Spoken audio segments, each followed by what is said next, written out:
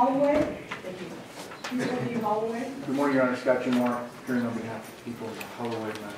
Mr. Holloweh is present in custody. Mr. Dubois, you representing Mr. Holloweh. Yes. All right, so this is on for settlement conference and a bail review. Yes, Your Honor. Counsel and I have spoken informally, and at this point I've advised counsel that I anticipate at least 3 additional felony complaints to be forthcoming, 2 of which involve the rental of 2 luxury homes and vandalism and credit card fraud and identity thefts, and additional crimes involving multiple credit card thefts in additional counties throughout Northern California. I met with the task force representative. He'll be providing those reports to me within the next week.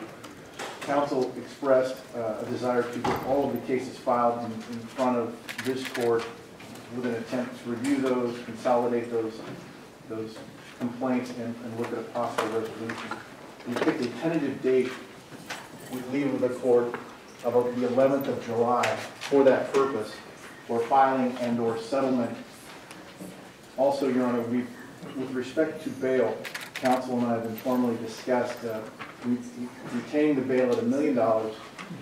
Counsel and his client, Mr. Halaweh, to stipulate to a 1275 hold that this court could put in place pending that next appearance.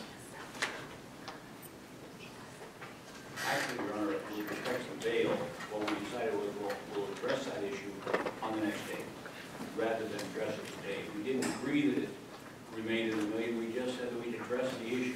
We have a motion this morning. Instead of having the court address that motion pending the filing of the additional charges, we'd like the court to take that motion for submission and address it on our next date. You stipulate to a 1275 hearing. That is true. Okay.